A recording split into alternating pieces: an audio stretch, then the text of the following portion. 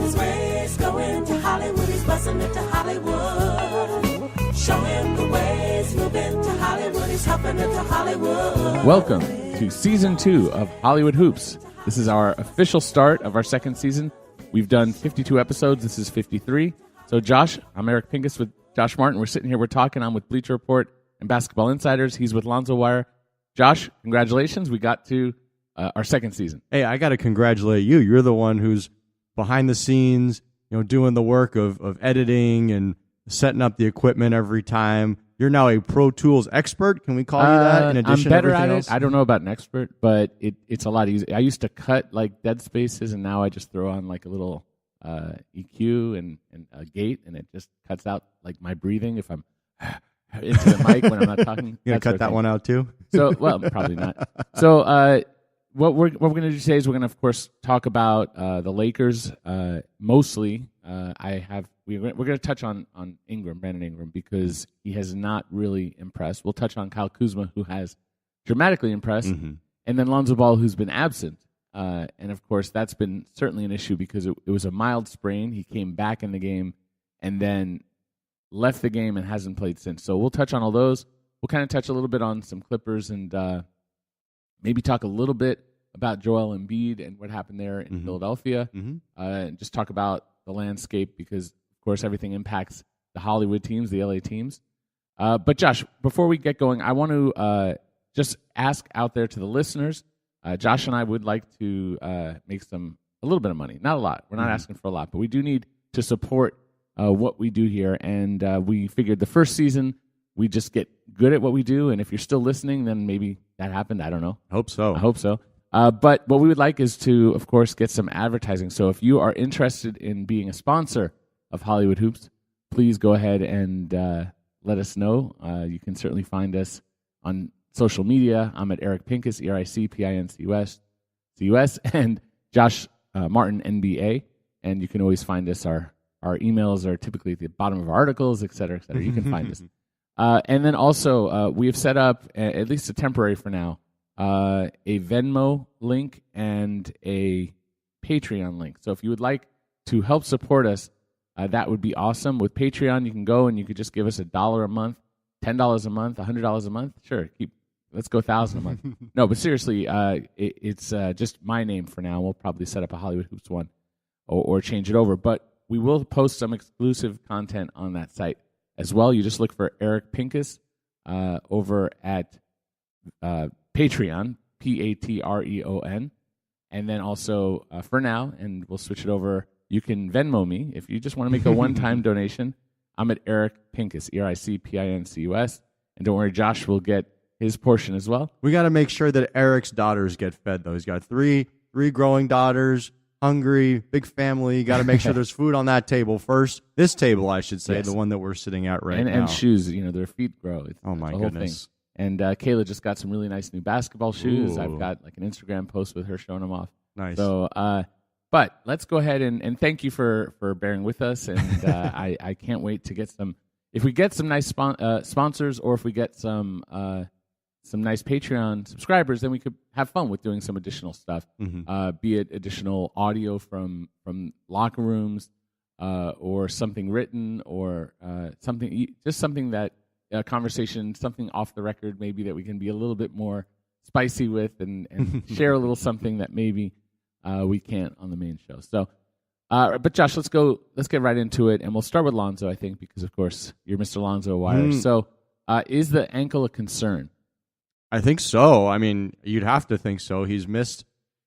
Well, by the time you hear this podcast, he will probably have missed Tuesday night's game against the Utah Jazz. He's already been ruled out. The Lakers haven't ruled out holding him out for the remainder of the preseason, which isn't really that much more. They have one more game against the Clippers at Staples Center on Friday in their preseason schedule. But I think it seems like there is some cause here, because initially the diagnosis was it was a mild ankle sprain. It wasn't going to be a big deal. And then now you hear more and more out of practice that, from Luke Walton, that Lonzo can't really move laterally. Like, he can't run and jump, so he can't play basketball. So that's kind of why they have him. That's kind of why they drafted him, right? So that puts the Lakers in a really tough spot. And Luke talked about this earlier in the preseason, how it's so important for them to have Lonzo out there because he's essentially they're expecting him to be the fulcrum of their team. They're organizing their style of play Absolutely. and what they want to do around his abilities. So if he's not out there practicing, playing games, then the team is sort of stuck in slow motion, kind of can't really get to that level of progression that they're hoping to reach. They can't really move forward with their rebuild in the way that they would want to and hope to, with so many young players and so many pieces sort of moving in and out here. Well, I mean, he's the number 2 pick. He's the bounty of what was just a miserable season, and the struggles that they've had to get to this point. He's supposed to be the linchpin of why it turns around. And so that he's not there for preseason sets them back. How far, I don't know. On one hand, it does give other players a chance to do things. You got a chance to see Tyler Ennis do more. And I like Alex Caruso. I enjoy watching him play. There's something intangible about watching him play that seems to work. He's got something about the way he plays, a flair and a sense of timing that I really feel like this is a guy who may actually be an NBA player, and he's on a two-way with the Lakers. So he'll spend most of his time with the South Bay Lakers in the G League. Oof, pat on the back, got it right. And I just think that playing without Lonzo, in a sense, gives them an opportunity. But on the other hand, they need to learn how to play that speed, how to play the tempo that he wants to play. But it didn't take long in Summer League for those guys to figure it out, right? Right. So I think it's hard. It depends on Lonzo, and he's vaunted for having this great IQ as a basketball player. But he needs experience, and so it's kind of a trade-off. Will his IQ, will he be able to pick stuff up just and get it more quickly than others because he just knows basketball and has that instinct? Or will not having a chance to go against Patrick Beverley if he sits out the last game, hurt him when he goes up against Patrick Beverley in the open? Well, I think at some level, he'll pick it up eventually. Lonzo will find it eventually, but you'd rather obviously him start sooner rather than later. You got an 82-game season. That's a lot of time, a lot of games to get him out there and have him figure things out. Because really for the Lakers, and you're building towards something, you're not like out there trying to contend right away, then essentially, I'm not going to say like the regular season is an extension of the preseason, but there is still a lot of that experimentation that's going on. You're trying to see who works well with whom and in what the rotations are going to be, who's going to be part of the team long term. There's still that evaluation process that's a part of it. And in a way, it is very important for the Lakers to take this opportunity to more closely evaluate their guard situation, because Lonzo is going to be on the roster one way or another. That's not a concern. But he's not going to be out there, even if he's healthy, he's not going to be out there playing 48 minutes a game. You need to have, if you're the Lakers, at least a somewhat comfortable idea of who's backing him up at the point and to what extent.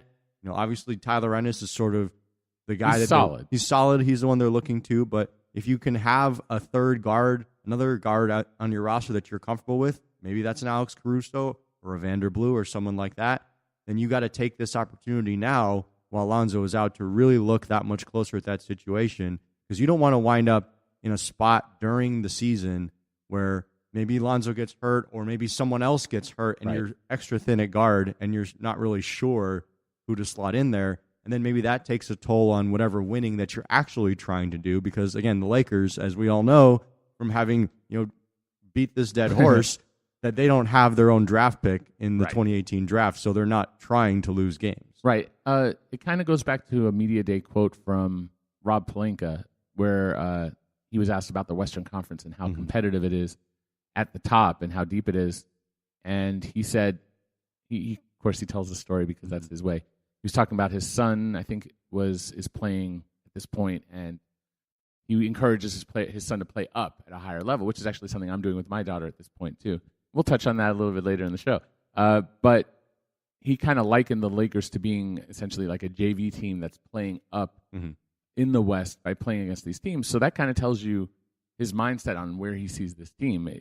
He obviously doesn't view them as another contender, which is good. They shouldn't be delusional that it's suddenly going to go from 29 wins or what was 26. it, 26 wins, right? And then jump all the way to 50 or 40 something that gets you to the playoffs. But, of course, there's hope that they are in the mix, and you never know. We've kind of discussed to a degree that there are some open spots in the playoffs in the West, in theory, once you get past the top 4 teams, you get to like the Wolves and maybe the Nuggets, and then it kind of gets a little murky as to who's going to be really good. Looking at the standings, by the way, preseason, Utah's really good. In preseason, we don't know, but they're killing it, and we'll see them firsthand. I'll be going to the game tonight. So, we're recording on Tuesday, so that's there aren't going to be a lot of opportunities. But if the Lakers have a perfect season and these other teams don't, and they get hurt and they stink it up, you never know. But I don't think that's realistic. So, from the Lonzo point of view, you're right in that it's a long-term. This is a long-term project. What really matters is that he develops, has a great season over 82 games, learns how to play at this level, and it doesn't really matter if he's missing a few games preseason. So I think that he'll be fine. I think the team will be fine. They're not going to be great. He's going to maybe, if he's playing Patrick Beverley for the first time, maybe that's a problem, or maybe it's not, because Lonzo's not a guy who pounds the ball anyway, and Beverley's the kind of guy who gets up in your jersey when you're trying to dribble up court, and if Lonzo's throwing the ball up court, then maybe that neutralizes what Patrick Beverley is as a defender anyway. Yeah, I think the concern is you hope that whatever change in status that we've seen from Lonzo from last Monday when he landed on Emmanuel Mudiay's ankle to now is more a result of, just a further evaluation than it is actual degradation of the ankle itself. Yeah, it sounds like it just hasn't healed fully, and they're babying it. That's my impression. Obviously, they'd like it to heal, and young guys are supposed to heal quickly, but he tweaked it, and it's not outrageous to skip a couple weeks if you tweak an ankle. If this was a playoffs, and this was down in his career, later in his career, I think he'd be playing. If this was regular season, later in his career, I actually think he'd be sitting for regular season, unless it was like the heat of a playoff hunt. But realistically, I don't think it's terrible. I think he'll be fine. And we're getting a chance to see someone else shine. And let's kind of touch on that before we get to the player who isn't shining. So the Lakers sent out something yesterday, which would be Monday, that showed that one player is on the Lakers is not just leading the Lakers in scoring, not just leading bench players in scoring, he's leading the entire league, the entire NBA in points scored. Now, he's not points per game because that's Steph Curry, but number 1 in points scored, number 2 in points per game, at least through Sunday's games, Kyle Kuzma. Wow. Now, it's preseason, and it doesn't count, but that's a pretty stunning thing, if you ask me. Yeah, he's been getting lots of great shots, great opportunities coming off the bench, and well-deserved when you see the way he lets it fly. You see the fluidity with which he runs and catches the ball and is able to finish. He's pretty polished for a rookie, and I think it's funny because, following the Lakers for the last, these last 4 or 5 years now, when they've struggled and they've been bringing in college freshmen after college freshman after college freshman, for them to bring in a guy now in Kyle Kuzma, who played 3 years at Utah and now is, I believe, 22 years old, which is still very young, but when you're talking about NBA rookies, that's practically grandfather-ish for an NBA rookie outside of, a guy like Milos Teodosic or Bogdan Bogdanovic, someone coming over from Europe. So it's very easy to forget, and maybe this is sort of illustrative of really the larger point of, if a guy comes in who's a little bit more mature physically and mentally, that makes a huge difference right away in the NBA. And you're seeing that from Kyle. And skill-wise, certainly he's a fantastic fit with what the Lakers want to do, with where the league is as far as what you want out of your wing forwards. You want them to be able to guard multiple positions. You want them to be able to shoot, run the floor, rebound, do a little bit of everything. So I think it seems, from Summer League until now that the Lakers have themselves a gem out of the number 27 pick. And we'll see if that carries over into the regular season. But so far, everything that we've seen from Kyle Kuzma in a Lakers uniform suggests that he has a very good shot at being a very good NBA player. Consistency is one of those things where anybody can have one incredible game. And we've seen that through the years where, like Corey Brewer scored 50 points, and we can go through a long list of players. Tony Delk, guys who, that's an older name, but, some guys who average 12 a game or 10 a game get 50. But 2 games in a row, that's actually like, okay, that's impressive. then it becomes like, is someone doing this for a couple of weeks or a month? And then it's like, okay, maybe this is just who they are. And there was a player named Ronald Flip Murray, some years back, I believe Seattle. Yeah. And there was an injury, and it put him into a starting role. And for the first month of the season, he averaged like 20 points a game. And I remember Kobe Bryant like saying, wow, I got to check out this guy. Like, who the hell is this? What's going on here? Yeah.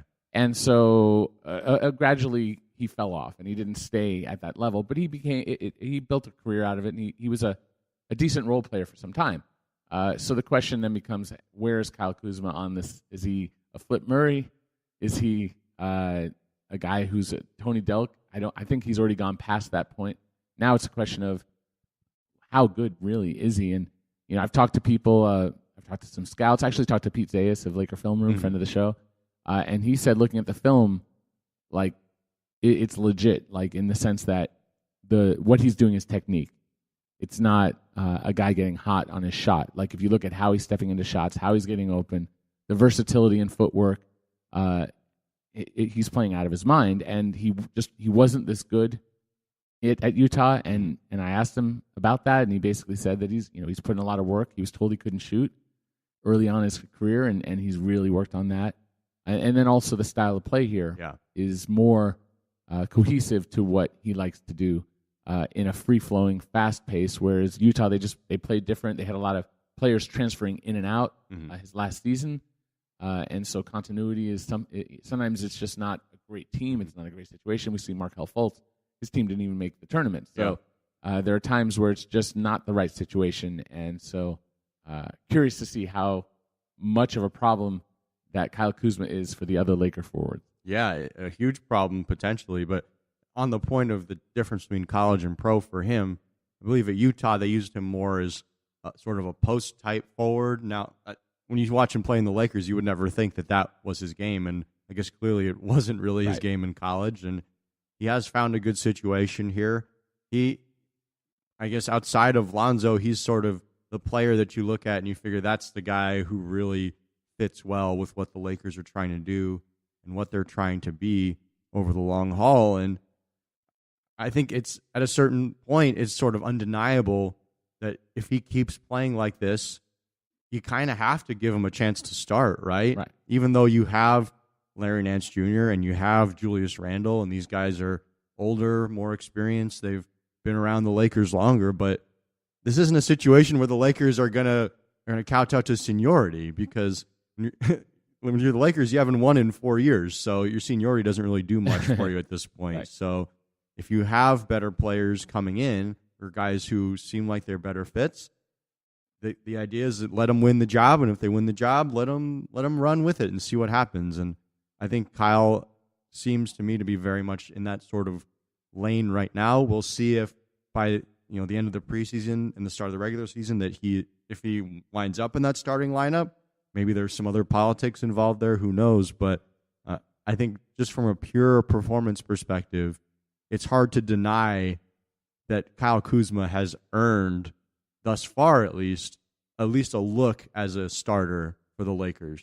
Right. And I asked Luke about that very thing yesterday on Monday. And I said, because he was talking about how he came into training camp and told everyone, the positions are open, go fight for them, etc. And so he started Larry Nance instead of Julius Randle, and is reportedly starting him again against Utah. And so I asked him, is it possible then, since if you're true to what you say, that Kyle Kuzma could earn that? And he said, it's definitely on the table. It's something they've discussed. It's not something that they're rushing to do. And part of that is that the second unit needs scoring, and he's carrying that second unit. And to me, like, who starts, and it's like, it doesn't really matter to me. I think it matters more to fans. It's like, and it may even matter more to players too. Yeah. It's like a prestige thing. But the reality is that the Lakers need to be able to score well over 48 minutes. And if that means you have to put your strongest weapon off the bench, then so be it. Last year, the strongest weapon was off the bench in Lou Williams, right? So that's part of figuring it out. I think there's a point where if it's better for Kuzma to start, then he'll start.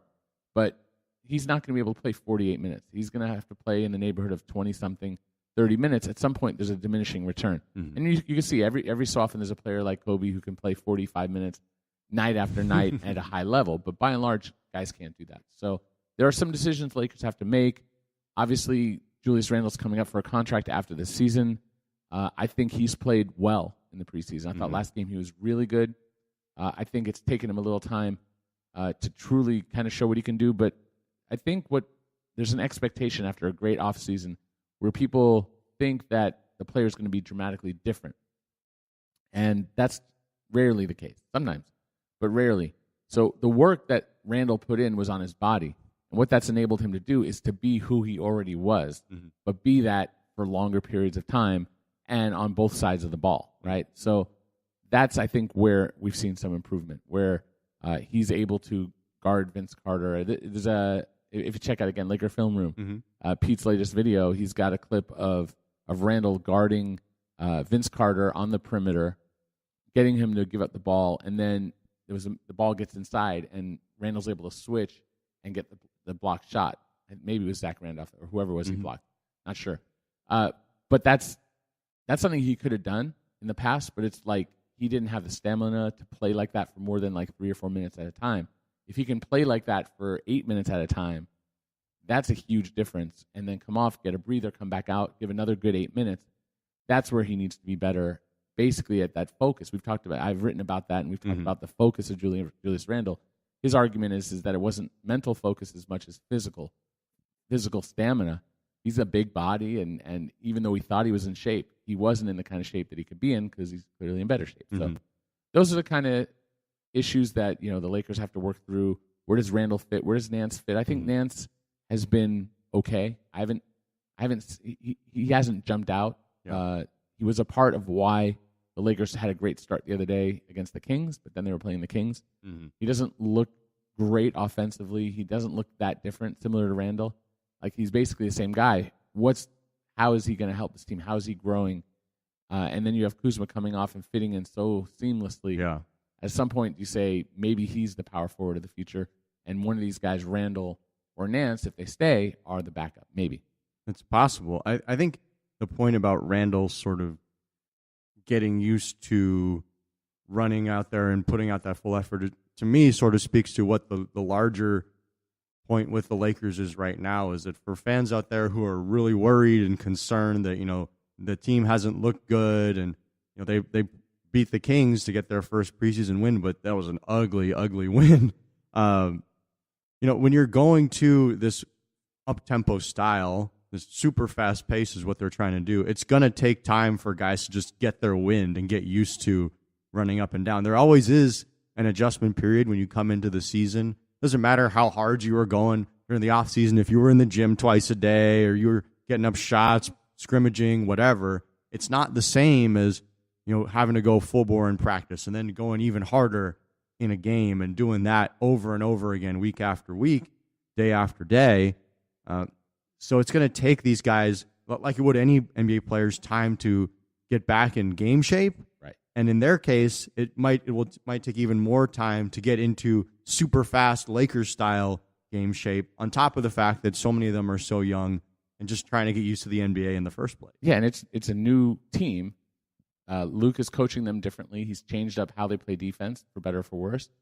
He's changed up some of their offense. You're playing with different personnel. You're playing at a faster pace. And, yeah, they're young, except for some of them. But even KCP, who's the veteran, he's young. Larry Nance has been around a while. And Randle, these guys are almost the veterans, other than Dang, who shouldn't be a regular rotation guy, and Corey Brewer.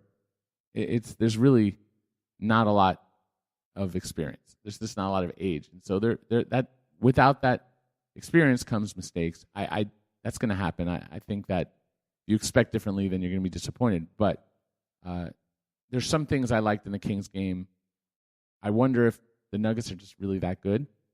I loved the way they played with so many shooters. When you've got Hernan Gomez bombing away, right, for three, you've got Wilson Chandler, you've got, who else? Gary Harris was shooting well, Will Barton, and then Moutier was playing pretty well. He's improved. And then Jokic, who's great player and potential all-star. And then Millsap, who's been an all-star. That's a team that we should be considering might be a top 5 or 6 team in the West. And then the Lakers also played the Wolves, who I think we both agreed are probably 5th in the West. Yeah. So if they're playing their first 3 games against 2 of the very good playoff teams in this West in the league, right? And overall, really, they may be better than most of the teams in the East. Yeah. I mean, outside of maybe the Celtics and the Cavs and maybe the Wizards and Raptors, you could argue the Nuggets could be as good as the Raptors or the Wizards, right? Yeah. So maybe the Lakers just played really tough teams and aren't as bad as they looked in those first games, and now they played another team that's they're going to play a lot of bad teams throughout the year. Kings are one of them, and they handled their business. It wasn't pretty, but they're doing it without Lonzo, and they could be a lot better over time. So I think there was a lot of hope and a lot of positivity. And if you're too hard on the Lakers because they lost to the Nuggets and the Wolves, then I think you got to look at the big picture. Not to mention that Lonzo's not in there, and they're just trying to figure it all out. So I enjoy that process of watching a team get from point A to Z, if Z is success. The Lakers were stuck on what seemed like A or B or C in that early range for a really long time. But they're climbing out of it, and I'm excited to see just where they go with it. I think getting Brook Lopez back is another factor. I mean, suddenly you've got a guy you can toss the ball to in the half court and get a bucket. Yeah. It's a huge addition for them. But we're not really going to be able to see where these Lakers get, obviously, until Lonzo's healthy, but also until Brandon Ingram finds his scoring stroke, his shooting stroke, his confidence, however you want to chalk it up. Now, Eric, you wrote a great piece for Bleacher Report going in depth on Brandon Ingram's early struggles. Now, he missed, I believe, 1 preseason game, and in the others that he's played, he has not looked so good. No. Shooting well under 30% from the field. His 3-point stroke is in the teens. Yeah, it's not bad. It's not been pretty. What have you seen from Brandon? What's sort of your assessment of where he stands this season? Coming off of what had been touted as a big summer. Obviously, we've been over what that can or might not mean. Where do you see him at this point in time? Well, I mean, he came into the league physically immature, right? The guy weighed like 190, but even that might have been generous at 6'9", and so he's gotten stronger. But he's only so much stronger, right? He's not going to suddenly be like this bulked out dude. He's not. He's still trying to figure it out. But when he played in the summer, he played 1 game in summer league, and he dominated the Clippers, and he could do whatever he wanted, and he had a real mastery of the game. And I asked him about that the other day at practice. Like, can you get back to that? How do you get back to that? And he's like, I want to get back there. I know I can get back there, but here he is, and it's not there. And I think it's perplexing to him, and it's something that's disappointing to him, and I think it's causing him to press a little bit. And certainly Magic Johnson coming out and saying that Brandon should be, first of all, he's untouchable, and that he should be averaging 20 a game. Otherwise, I'm going to be disappointed and all that kind of stuff. That puts a lot of pressure on a guy who just turned 20, right, in September. So I just don't think physically it happens like that. I mean, usually it takes to the 3rd year for a guy to break out. And some guys break out right away, and some guys are late bloomers and take 4 or 5 years. I think with Ingram, this is a year where I think he will really progress. But I think he started slow at Duke and had a great year. He started slow last year and had a good year. And I think if you look at his second half numbers, they're better than the first half. I think we're at that point where he's put in a ton of work. He's trying to impact the game in a way that he will be able to impact the game down the road. But he can't yet doing it the way that he did it in Summer League. He doesn't have the strength, some of the speed, some of the instincts, all of the stuff everything that he's trying to do, I think will get there to a degree. We'll see how great he becomes. But it's just not there now. And so since it's not there, he needs to figure out, well, how do I play now? Now, I know what I will be, but I'm not there yet. So how do I play basketball now under these circumstances? I'm still not strong enough. I still don't have enough counter moves. I still only want to go in one direction. My jump shot's still not there. Like, He needs to settle down, relax. That's what Magic's telling him now, relax. Mm-hmm. That's what Luke Walton's telling him. That's what Brian Keefe is the assistant coach that partners up with Brandon. That's what they're all telling him. Relax, have fun, stop thinking too hard, enjoy what you're doing out there and go out and play more naturally. I think at some point he'll settle into a groove. I don't know what that means as far as production, but I did speak to a number of people, and one person said that he always thought, as someone with the team, that 20 was that really 14 or 15 a game was really more of an optimistic prediction, and that was maybe feasible, but 20 is too much. That was too high of an expectation. So if you expect that out of Ingram, you're going to be disappointed, and life is so much built around expectations, right? Mm-hmm. So if you expect Ingram to be a nice young developing player, you're going to be happy when you see him develop. If you expect him to lead the team at 20 points a game and he averages 12 and is more efficient over time and becomes an important defender for the team and becomes an important, valuable role player, but isn't averaging 20 and you're disappointed because of that, then you're looking at the wrong thing. In that way, then, is there any concern that maybe those expectations that were put out into the public were maybe a little bit premature, maybe a little bit over the top to the extent that they might have had some actual trickle-down effect on what we're seeing on the court? I think so, and how much, I don't know, but Magic is not somebody who's known for being a shrinking violet, right? So you kind of live and die by the guy you have as your leader, and he's the team's leader, right? So what you're going to get with Magic is someone who's very passionate. What he and Rob do, we'll see if their vision is whole and sound and a good vision. But you're going to get big, boisterous proclamations from Magic. Mm-hmm. Like when Lonzo has his introductory press conference, he's asking him about leaving him, leave me some records. He's talking about having his jersey on the wall, like he's going to become a Hall of Famer, basically, right? Because Lakers only retire Hall of Famers. So given that the guy's a baby in the NBA, and maybe he does become this, Lonzo, maybe he does become a transcendent player and a Hall of Famer, Magic's throwing it out there on day one, and that's how he thinks. He wants to set great goals for his players, and that's how he does it. And we could talk about whether that's an old school thing, a new school thing, a Magic thing. I don't know what it is specifically. I don't want to label it. It's just that's who Magic is. And so he put a lot of pressure on Brandon Ingram. He said he spoke to him privately and said that if you're not averaging 20 a game, I'll be disappointed. You think that Ingram wants to disappoint Magic. So is he out there feeling like I'm disappointing Magic? I don't know if that's in his head or not, but he definitely acknowledged the other day that it's not a zero factor. It's not a non-factor. He feels all this pressure right now, and he needs to relax. And so, and the headline, I don't know if everyone knows this, but the writers of the stories don't always write the headline. I actually write a headline when I submit a story, but it's my version of the headline. And sometimes they keep it, but mostly they don't. And so what did they headline it? They said, LA Lakers need to downgrade expectations for quote-unquote uptight Brandon Ingram. Right. That's a little harsh. It's probably harsher than the story itself. As far I didn't blast him. I'm not saying, don't think he's going to be great. I'm not saying that. I'm saying that the expectation was set too high. He needs to catch up to that. And it's not just my opinion in the article. I've got quotes from him, from Brooke Lopez, from Luke Walton, from someone I've spoken with the team. So I don't know how long it's going to take for Ingram to kind of settle into what he's going to be.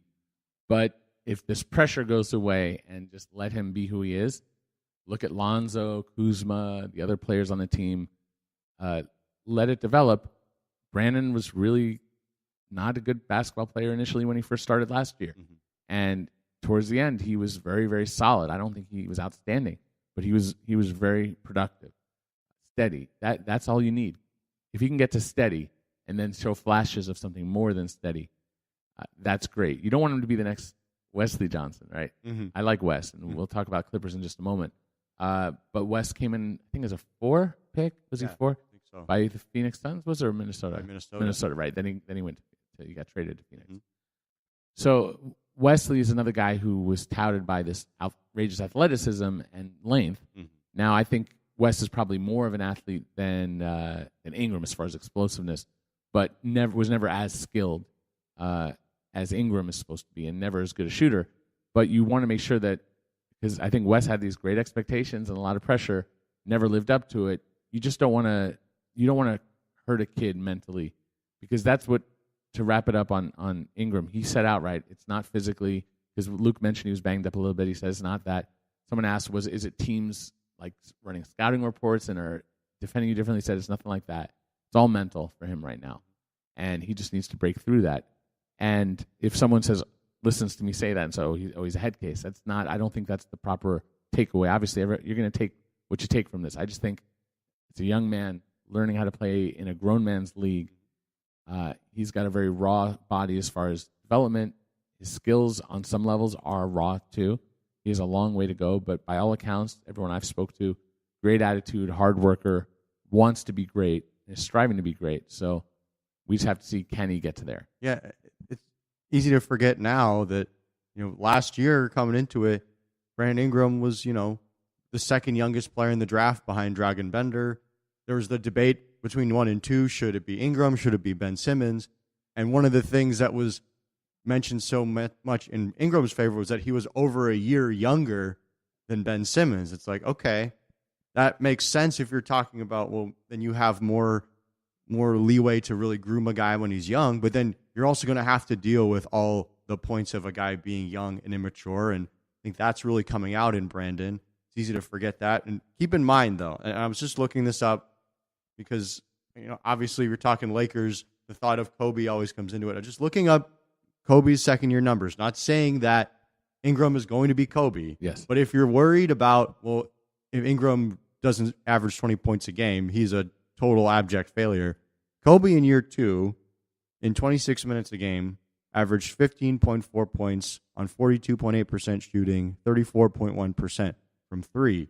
Now, obviously, he was coming off the bench for all but one of those games, but he still played significant minutes. He was an all-star because he was so popular and he was a great dunker and people wanted to see him, so he got voted in. But, a kid, essentially a teenager, averaging 15 points a game is not the end of the world. In fact, it's pretty darn good if you get that from a 19, 20-year-old kid. So if that happens for Ingram, I think that's a positive thing for the Lakers.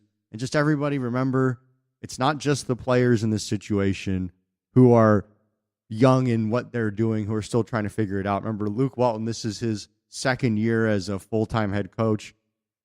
Magic and Rob Pelinka have not even completed a calendar year as a management team. So for better or for worse, it's probably best to withhold judgment as far as, how good all these people are going to be at their jobs, because they're still very new at their jobs and they're going to be growing pains. So again, Laker fans, you're going to have to sift through a lot of those growing pains, watching it on TV, seeing it play out. But I think there will still be plenty of flashes in between all of that pain. Well, I think it's the contrast between what Kuzma's doing right away and what Ingram isn't is just exposing Ingram as something less than at this point in the eyes of a lot of people. And maybe there's some truth in that. But Kuzma had 3 years of college, and he's ready. He's physically ready. He's more mature physically as a body type than Ingram is, and so that's where he is. And in the case of Ingram, he came in younger. He came in with a much thinner. His body was basically a stick, and so it's just not there. And I don't, like I said, I don't think he's an immature person. I'm not talking about there have been people we've talked about that are no longer Lakers that might be considered immature by some people. That's not Ingram, okay? He obviously he is to a degree immature, but he's not like a goofball. He's not somebody who's like doesn't know how to eat right and how to work right. He's doing his part. He's just like not a grown man yet, not really. And so it's going to take some time. And the Lakers they start up soon. We'll see what Kuzma does, how he fits into that. Randall, Nance, Lonzo when he gets back. There's a lot to look at with the Lakers, and we'll be covering that, of course, all year. But let's take a moment to talk about what the other LA team, the Clippers, have done. Most recently, we had a little bit of debate on who should be starting, and kind of the issue was, do you go with defenders who maybe aren't as good offensively, and Patrick Beverley and Austin Rivers? Do you go with offensive players like Milos Teodosic and maybe Lou Williams? Can those two play together on the bench off the bench rather, where their defense is going to be porous together? Do you mix and match the pieces? How does it work? And so, Josh, what happened when Teodosic got the start when Austin Rivers sat? Yeah, so Austin Rivers was a bit banged up for the Clippers' last preseason game on Sunday against the Portland Trail Blazers.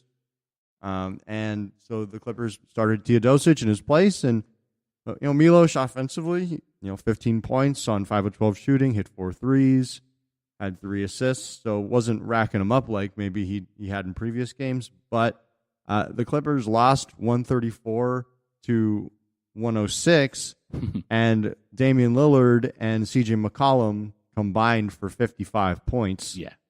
In under 27 minutes apiece. Right. To be fair, those guys are elite scorers in this league, and that's one of the most dynamic backcourts. And that team is built almost entirely on their backcourt offensively. But that's a lot of points. Yeah, and look, that's not unusual in the NBA that you're going to be going up against great guards. Like, if there's any position where there's that kind of depth, it's at point guard where Teodosic plays. And I think that like you said, that was a concern coming in, that defense. It wasn't even a matter with Milos that he isn't good at defense or that he can't play defense. He just does not play defense. That in Europe, his whole rep was he just kind of chooses not to. And so that, I think, is going to be an area of concern for the Clippers if it comes down to it, that they have to start Milos or they decide to start him. I think when you're talking about bringing a guard off your bench, then maybe you can have a little bit more leeway defensively. That's why you see guys like Lou Williams and Jamal Crawford shining in those roles, partly because obviously they're really good at scoring off the bench and just sort of jumping in and filling it up, but also because when you're talking about bringing a guy in as your second unit, into your second unit rather, defense isn't quite as big a concern because you're not going up against the same caliber of competition. Right.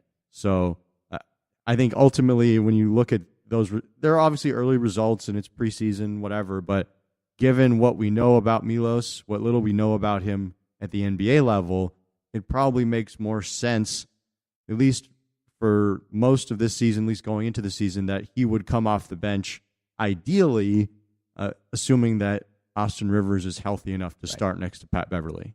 So in theory, if you're playing a team that has a really dynamic guard, then you put Beverly on that spot and you hide Teodosic on the other guard, hoping that they're not a great scorer. You're playing the Blazers, you're playing a team that have 2 dynamic scorers. So now you probably have to hide him maybe on the small forward. Maybe that's Harkless or Aminu or someone like that. So that there's always junking up your defense where you cross-match, and that can be difficult and can put you at a disadvantage, can put you at an advantage as well. So they might have to be creative. Doc Rivers might have to be creative to figure out if he's playing him big minutes and starting role. Beverly can certainly guard the best player, but if you're going against McCollum and Lillard, or maybe Wall and Beal, which for the Clippers, that's only 2 games, right? Or Curry and Thompson. But that's a problem for everybody, right? So because you've got KD, and so we got to throw out the Warriors. Sure. But most teams don't have 3 great 1-2-3 scoring options, right? And a lot of teams don't even have 2 at those positions. A lot just have 1. And so there are, night after night, you might be able to get away with it in certain scenarios. In some scenarios, it kills you, or you're creative. And obviously, the Warriors, would he be guarding KD? No. Would he be guarding Clay? Probably. Would he be guarding Steph? No. So maybe he's guarding Draymond. Right. So, but if you take them out, who else is like that? Yeah. Certainly, there are teams that are explosive, but the Clippers aren't going to play them every night. But I'm going to take a quick look. I don't think we have enough data, information, and there's so many factors to consider with every team and every situation. But teams are basically halfway done, more than halfway done with the preseason. And unsurprisingly, the Rockets are a perfect 3-0. Just looking at the West right now. The teams that we expect to be great are the Spurs, they're 2-1, the Thunder, 2-1, Warriors 1-2, but they're just napping because they can. And again, it's early. The teams that we don't expect to be great, the Kings, the Lakers, the Pelicans, the Suns, they're all 1-2 or 1-3. The teams that are standing out, and I think this is relevant for the Clippers and maybe to the Lakers, but less of a degree because if the Clippers have playoff aspirations, Jazz are 4-0. They're scoring 114.3 a night, giving up 91.3. So they're winning by 23 points a game. This is without Hayward, and they also lost Dante Exum, to an injury.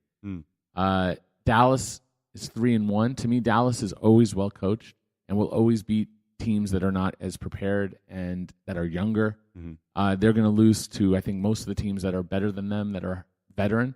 But this is a team that I think has a shot to make the playoffs as an 8th seed.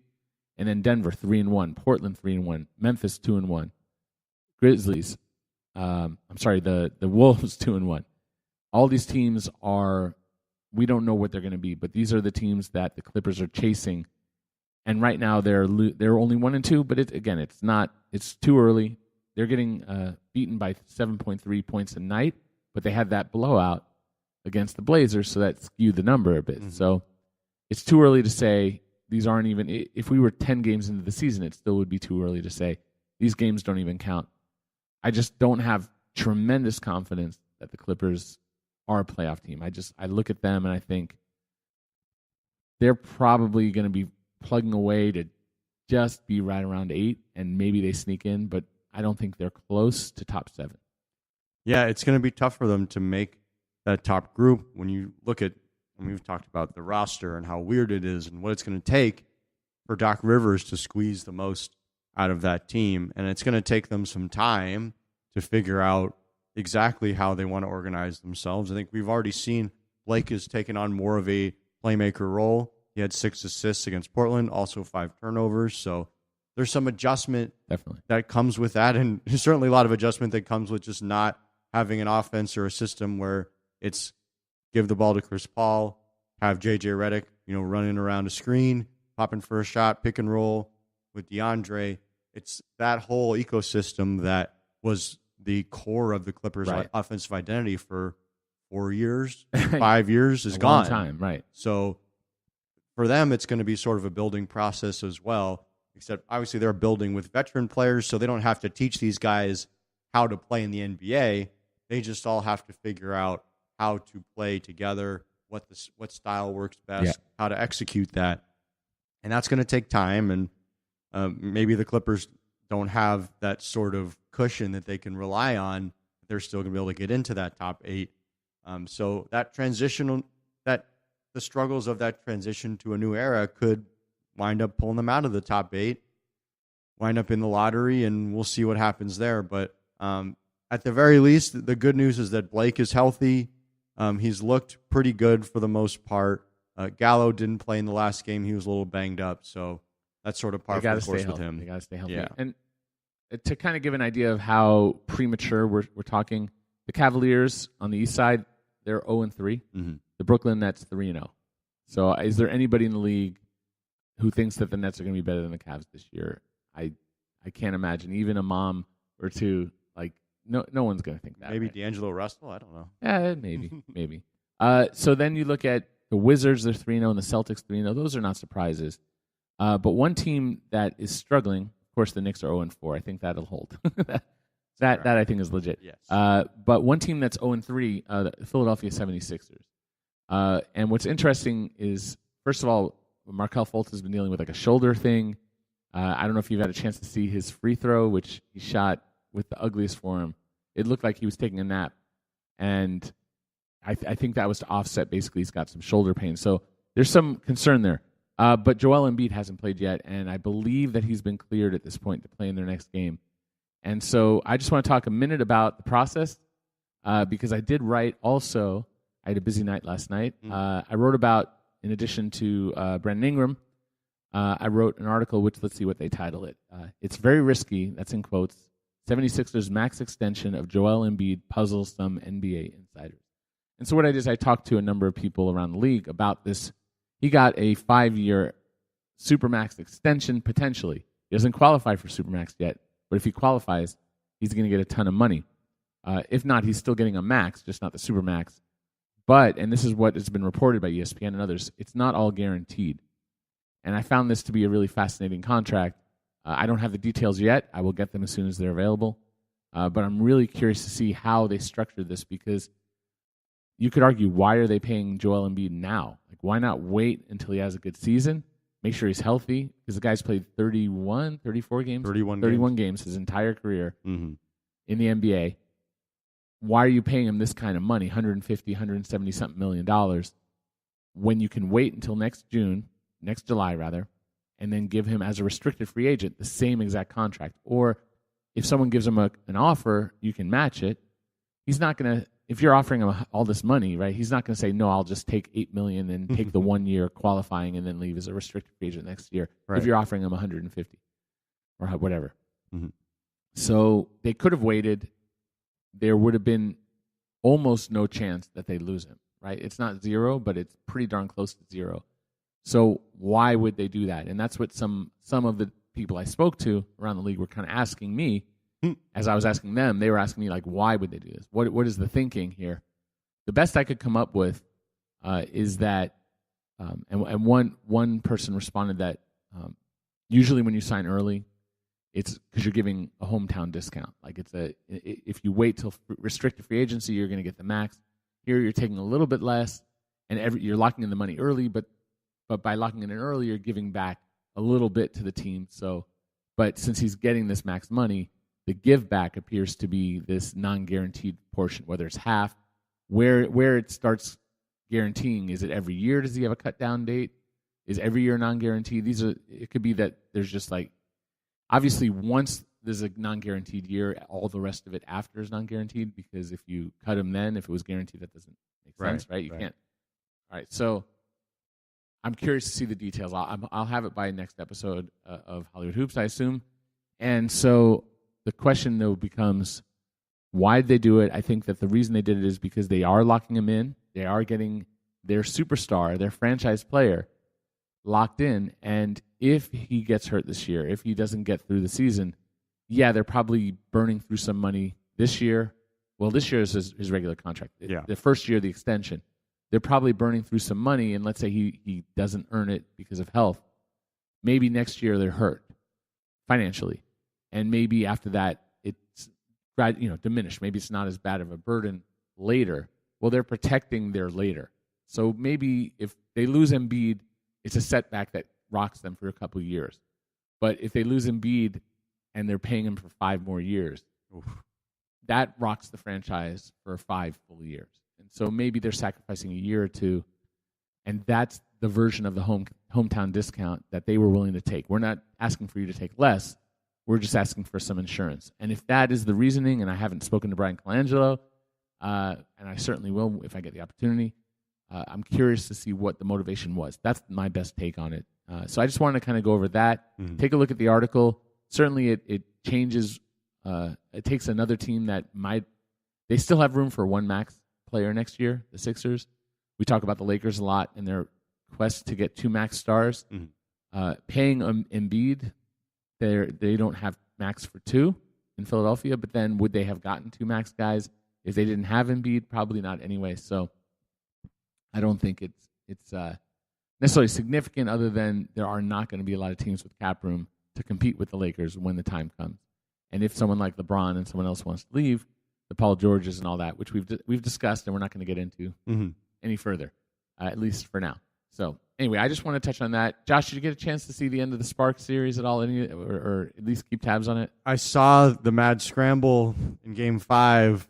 I know the Sparks got their rear ends handed to them in Game 4. Yes, that was the one that hurt. That was the one game in the series that was actually not close. That hurt the Sparks, and they were down late in Game 5. They put on a press and they closed it down to, I think, within a couple of possessions, and then just one of those things that they couldn't finish it off. I think Maya Moore hit a couple shots because that's what Maya Moore does, and the Lynx got their 5th championship now? Or it's impressive. I don't know the number, but Maya Moore has been one of the all-time greats of the WNBA, and it's great to see a little bit of a rivalry because these two teams faced off last year, and it was a very close battle. It'd be fun to see another one. Let's go. Let's go for 3. You've got.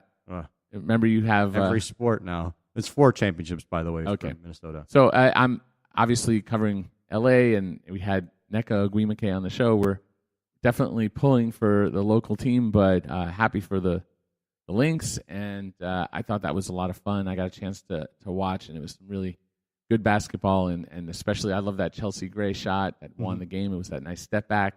Looked a little bit like the MJ Kobe kind of drive hard, pull up at the elbow. Maybe a tiny bit of, I don't know if she pushed off as much as Jordan did, certainly not. But just she's a very strong woman, so her momentum, I think, she barreled through and then pulled back and shot. Great game winner. But Josh, we're going to wrap the show in just a moment, but we did open up our seasons this weekend. Nice. How'd it go?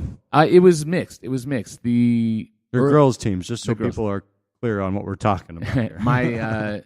My oldest daughter and my youngest daughter are playing together on the majors, and we played a team that only had 5 players, and so it was their 5 best players or 4 best players. One was solid enough, but good enough that, and you're actually at an advantage to a degree because you're not subbing in the less experienced players. They just had 4 really good basketball players at that age, and a 5th who was fine. And in our case, our girls were right before on Saturday. I got a call from one of the moms, and one of our players was playing at Mar Vista, which is a different league. She got someone fell into her. She hit her head on the court. Oh no! And then she was like vomiting and stuff. So as far as I'm concerned, she had a concussion. They took her to the ER. They said she'll be fine. She can't play for a week. Oof. So this is our best defensive guard, like a true athlete. Like she covers up so much more ground than our other guards. I love watching her play defense. And she's our best slasher. And also, at the last practice, she's the one that our top scorer, our best shooter, didn't go to that practice. She had to miss the practice. So the one who really understand what we were trying to do is the one who wasn't there. Mm-hmm. And so we were relying on my daughter, who's playing up. She's only 10, and she's playing against like 11 and 12-year-olds and 13-year-olds. And she was just, it was hard, right? Because she was playing against much better players. She told me after that there just wasn't a lot of space. Like, she would drive and people would close it off in ways that just didn't happen before. So we did get beat. We got beat pretty badly. And so, ouch. We'll get back to it. Losing our what I think is maybe our best player, not our best shooter, but our best overall player, certainly hurt. I'm curious to see how good and or bad we are. I think this team has potential to be something nice. We'll have to wait and see. And then immediately after that, so we played an hour, and then immediately following that game, we went to the minors, which is so my youngest played straight through. That was a whole different story. And so she came out the gate and scored 6 points very early because it was like, oh, this is so much easier. And then over the course of the game, they had one girl who was a giant, almost not quite Shaq's daughter. You know, I've played her before, or my team's played her before. But a girl who's probably like 5 foot, I want to say at least 5'5" or 6, but really big and strong, not very skilled, but just completely, overpowering. At the age of what, like 9 or 10? 10. Wow. So yeah, the age groups are 9 and 10. She happens to be 10. I don't think there might be 1 or 2 11, or they're about to be 11. So yeah, there was the girl. So the first half, we had to deal with a team that didn't have a lot of guard work, and they had a big girl who we were figuring it out. But then the second half, this other girl showed up who was like a legit club basketball player, great handle, not a great jump shot. And so suddenly it was like, okay, we really got a coach now. And we figured it out pretty quick. We're able to, our defense, our girls, their defense was terrible in the first half because it was our first time playing together. Second half there was a stretch with 2 of our less experienced players. And my daughter, her help defense, it was a thing of beauty. Like, she was just jumping wherever there was an open, because we're playing a kind of a hybrid zone. I ended up having 2 players playing man and 3 players playing zone, which is I've sort of evolved my defense. Wow. Yeah. Jim Boeheim would be impressed. Well, we had on the big girl, we had our center on the big girl. Our center is very tough and physical, but didn't have the height, but played couldn't hit a shot. That was brutal. We should have won by 20, but and then I put my daughter asked for the assignment on this club girl. She said, "Let me take her. I got this." And so I'm like, "Yeah, go get her." So this is after she's played her second game. It was her second game. She should be wearing down. She's chasing this girl everywhere she goes. And so we were shutting off those 2, and then it was up to the other players on the team. and then we just zone them. And the inexperienced players got that you can't just stand next to a person. Like, just because you're next to them doesn't mean you're playing basketball. Like, I'm where I'm supposed to be, and here's a person right next. Hi, how you doing? It's like you need to kind of wrestle with them, and they started to get like, okay, I need to fight and like push around, and for a second there, I'm like, all right, this is great. To wrap it up on the girls' team, the one team that is basically intact is the one that we played in the finals last season that we beat, but we had a much deeper experienced team. Honestly, we didn't have anybody who wasn't. The girls who were inexperienced, one of them was a super athlete, and I loved her. I wish I had her back. There was no. We were through and through. We had, I think, 9 players or 8 players, and in the final game we were shorthanded, but we had a great group.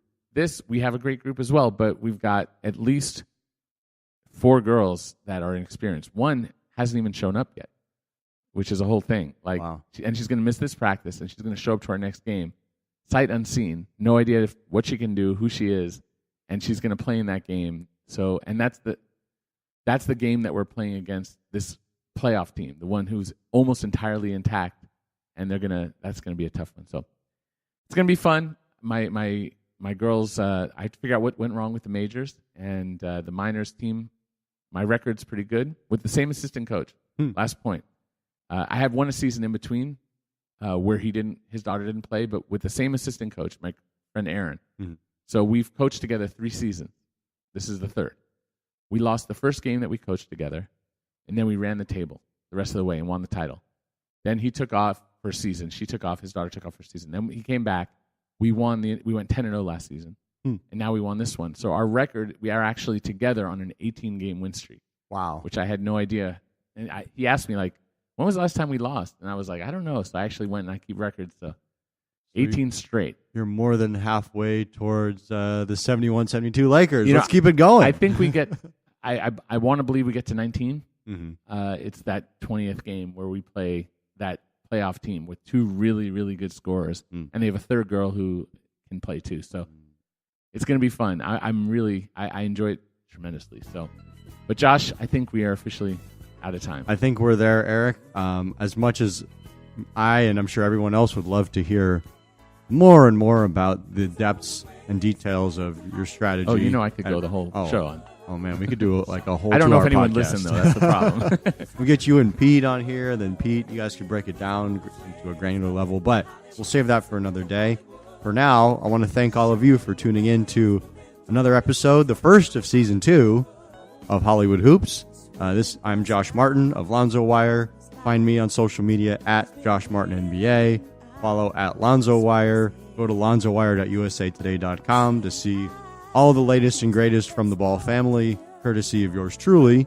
Sitting, as always, with Eric Pincus of Basketball Insiders and Bleacher Report. Find him on social media at Eric Pincus, EricPincus.